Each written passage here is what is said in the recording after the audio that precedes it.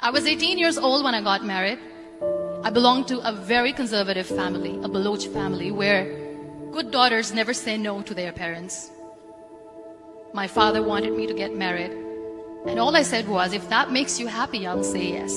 And of course, it was never a happy marriage. Just about after 2 years of getting married, about 9 years ago, I met a car accident. Somehow my husband fell asleep and the car fell in the ditch. He managed to jump out, saved himself. I'm happy for him. But I stayed inside the car and I sustained a lot of injuries. The list is a bit long. Radius ulna of my right arm were fractured. The wrist was fractured. Shoulder bone and collarbone were fractured. My whole rib cage got fractured. But that injury that changed me and my life completely was the spine injury. Many people came to rescue. They gave me CPR. They dragged me out of the car. And while they were dragging me out, I got the complete transection of my spinal cord. Those 2.5 months in the hospital were dreadful. I was at the verge of despair. One day, doctor came to me and he said, well, I heard that you wanted to be an artist, but you ended up being a housewife. I have a bad news for you. You won't be able to paint again. Next day, doctor came to me and said, your spine injury is so bad, you won't be able to walk again. I took a deep breath and I said, it's all right. Next day, doctor came to me and said, because of your spine injury and the fixation that you have in your back, you won't be able to give birth to a child again. That day, I was devastated. I started to question my existence. Why am I even alive? So what kept me going was, one day I asked my brothers, I know I have a deformed hand, but I'm tired of looking at these white walls in the hospital and wearing these white scrubs. Bring me some colors, bring me some small canvas. I want to paint. So the very first painting I made was on my deathbed, where I painted for the very first time. What an amazing therapy it was. Without uttering a single word, I could paint my heart out. I could share my story. People used to come and say, what lovely painting. So much color. Nobody could see the grief in it.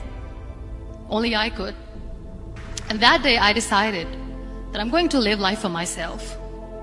I am not going to be that perfect person for someone. I am just going to take this moment and I will make it perfect for myself. That I'm going to fight my fears. So I wrote down one by one all those fears. And I decided that I'm going to overcome these fears one at a time. You know what was my biggest fear? Divorce. But the day I decided that this is nothing but my fear, I liberated myself by setting him free. And I made myself emotionally so strong that the day I got the news that he's getting married, I sent him a text that I'm so happy for you and I wish you all the best. And he knows that I pray for him today.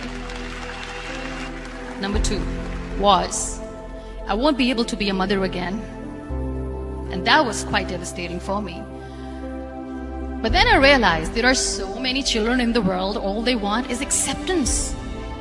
So there is no point of crying, just go and adopt one. And that's what I did.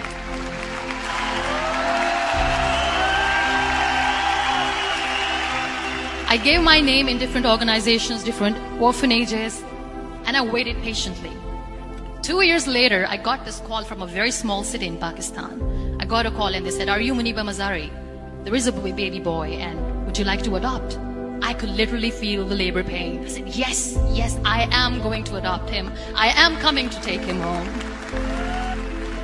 And that day, I was 2 days old and today he's 6. You know, when you end up being on the wheelchair, what's the most painful thing? People think that they will not be accepted by the people because we, in the world of perfect people, are imperfects. So I decided to appear more in public. I started to paint. I have done a lot of modeling campaigns. I decided that I'm going to join the national TV of Pakistan as an anchor person. I became the National Goodwill Ambassador for UN Women Pakistan, and now I speak for the rights of women, children.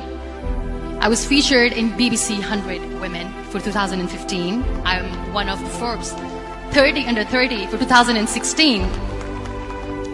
So when you accept yourself the way you are, the world recognizes you. It all starts from within. We have this amazing fantasy about life. This is how things should work. This is my plan. It should go as per my plan. If that doesn't happen, we give up.